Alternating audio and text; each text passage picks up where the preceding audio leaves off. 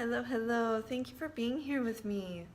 I'm sharing my vocal readings of the passages most prominent to me and my synthesis of the focus topics from book 44 in my book week series, The Jewel of Abundance by Ellen Grace O'Brien. Finding prosperity through the ancient wisdom of yoga. Let's consider how we relate to wealth, to prosperity. What do they mean to us? How do we believe that they can benefit versus deter the evolution of human consciousness? This book makes persuasive suggestions for how true wealth, true prosperity, as defined through the Jewel of Abundance, may contribute to our collective awakening. So then, what is true wealth? Wealth is not just about money. This is so clear. It's about the sensations that we access when we're anchored in love, service, vivid expression and interest, engagement with all that humanity means, a vibrant feeling of connection to the source of our energy and to everything. When we rediscover vitality and reconnect to the source of our energy, then do what is required to cultivate that connection. We return to the steady foundation of contentment that is so regardless of circumstance. This is the center of prosperity. Many would argue that this happens in a dimension of our being that we would not relate to as material or of the body. But Ellen Grace O'Brien ushers us to recollect the non-dual nature of the spiritual and material, and to consider the collective healing that may be accessible to us when we welcome the spiritual to express itself within the material. Without further ado, I'll move on toward the vocal readings from this lovely book. Enjoy. Page 10. It's no accident that Artha sits on the right hand of Dharma. Higher purpose and the means to fulfill it are inseparable. Yet time and again, we try to separate them by imagining enlightenment exists on an otherworldly plane where wealth cannot enter. It's the age-old split between spirit and matter, or heaven and earth, a split that is now ready to be healed in this age of conscious evolution. Not only is the time ripe for healing this error in our thinking, it is necessary. If we're going to fulfill our potential, it's time to understand, befriend, and put wealth to good use. If we're going to stop plundering the earth and going to war over resources with our myopic, small, self-centered actions, we need a higher vision, one that puts wealth into its proper service role. It's time to lift wealth into its higher potential on a personal and global scale. Page 15. The question of wealth and spirituality is one we must answer. As we do, we can affirm and demonstrate the evolutionary potential of humanity. The unprecedented humanitarian and environmental crises we face today pose a critical path for awakening. It's time to change our consciousness about scarcity and wealth. Time to open the floodgates of compassion and generosity. Time to foster a new distribution system, one that provides enough for all to thrive. Page 27. What exactly is the Jewel of Abundance? Another version of Patanjali Sutra 237 reads, when one is established in refrainment from stealing, all jewels manifest. In this passage, the Sanskrit word ratna is translated as jewels, pearls, gems, or occasionally more generally as wealth. Manifesting jewels is a metaphor that signifies one who is spiritually awake, self-aware, content, and self-reliant, and naturally attracts the very best in life. In this case, jewels means the wealth that is the best of everything, the finest or most valued. It refers not only to material things, but to relationships and even inspired ideas. A person established in non-stealing exudes a graceful sufficiency and magnetism that draws others and resources to her or him. The jewel of abundance is both the power of our awakened consciousness, which has become free from the ego's drive to acquire more and more, and all the good things in life that such freedom attracts. Finding that freedom is the result of insight, spiritual practice, and the supportive presence of grace. Page 34.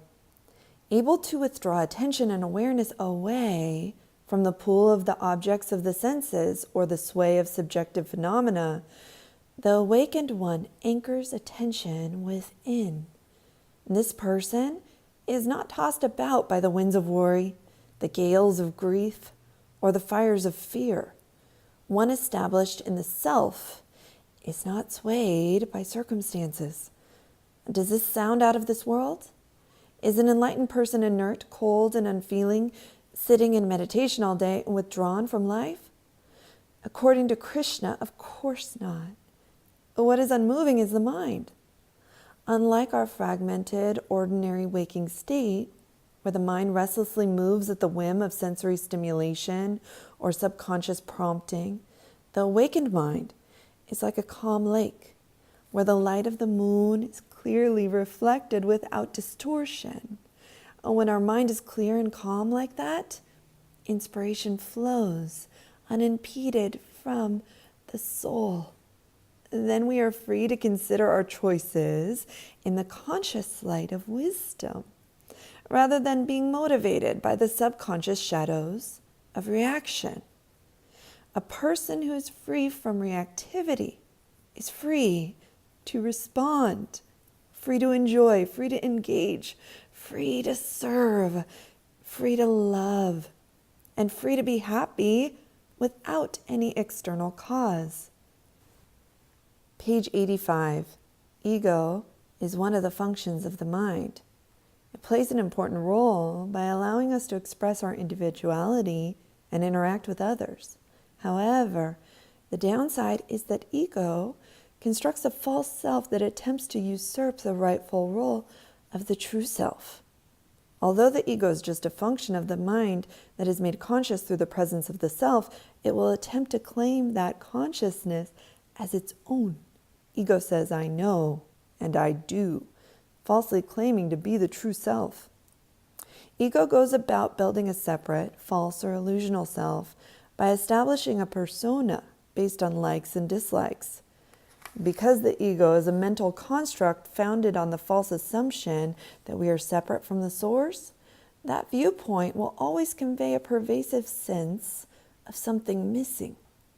Mistakenly cut off from our own completeness by this ruse of the ego, we continually search for it. Engaging in the ongoing search for happiness and fulfillment allows the ego to maintain the illusion that there's something missing. Here's something to consider.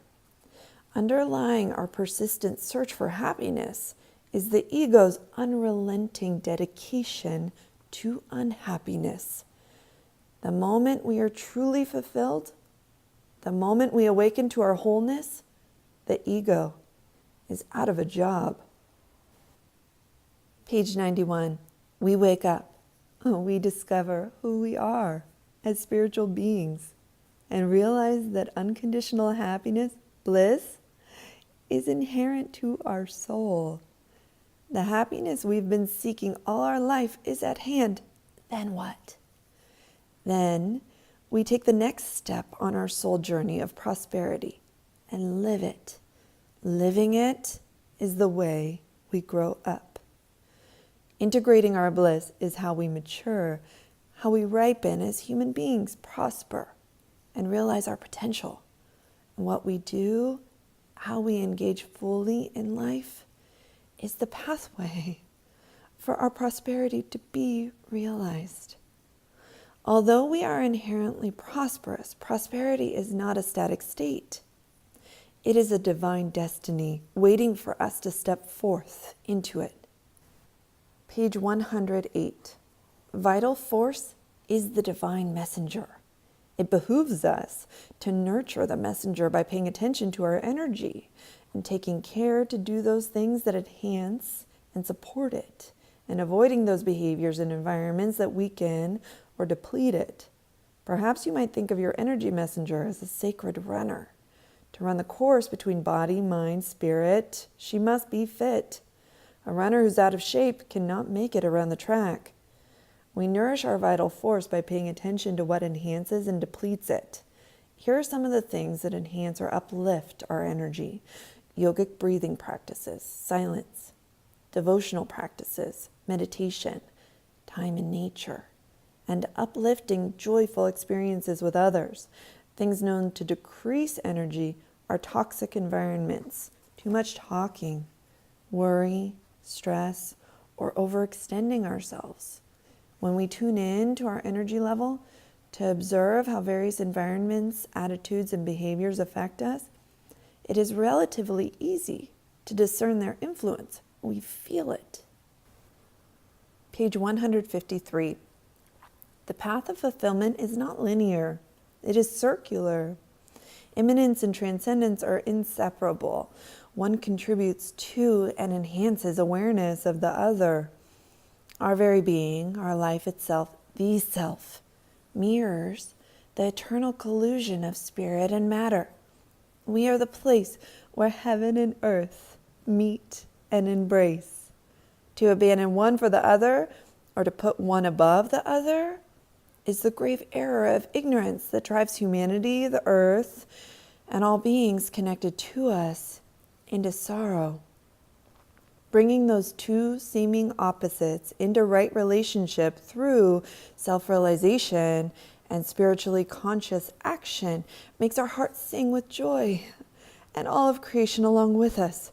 Once we go beyond the either-or pendulum, we see it's basic. Action and meditation support and enhance one another. Page 165. Without discerning the subtle cause of the obstacle or our connection to it, we may move through it only to meet it again in another form just down the road. We also run the risk of missing any gift of awakening it brings.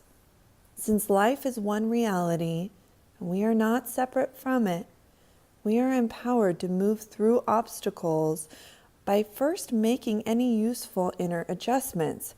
We often work so hard on the outside, literally wearing ourselves out trying to change things, when it's much more efficient to do the inner work first. This allows us to be clear about what action needs to be taken, if any. Sometimes the obstacle simply falls away in the light of insight and a change of consciousness. Page 166. Not only can no obstacle long prevail on the path of awakening to our full potential, there is no such thing as failure. How can that be so? Failure only comes into play when we see success as a final product. True thriving is not a result and does not depend on meeting goals, even though we set them and pursue them with intentionality and vigor. Living from the inside out, all the way to thriving is thriving. Working toward goals is always in the spirit of learning, growing, awakening, and serving life along the way. Anything and everything that occurs is grist for the mill for thriving in accordance with spiritual principles. Dealing with obstacles is a vibrant part of it. How else would we learn and grow? How else could greater abundance arise without breaking down the limiting barriers of our expectations? Page 229. Just to be alive is awe-inspiring when we can see or even glimpse the way things truly are. And this helps remove our tendency to attempt to own and objectify others, nature, even our own body or mind. A prayerful verse from the Svetashvatara Upanishad says, "Lord of all, you are hidden in the hearts of all beings. You are woman, you are man, you are the boy and the girl too. You, as an old man, totter with your cane. You face every direction. abiding through your omnipresence.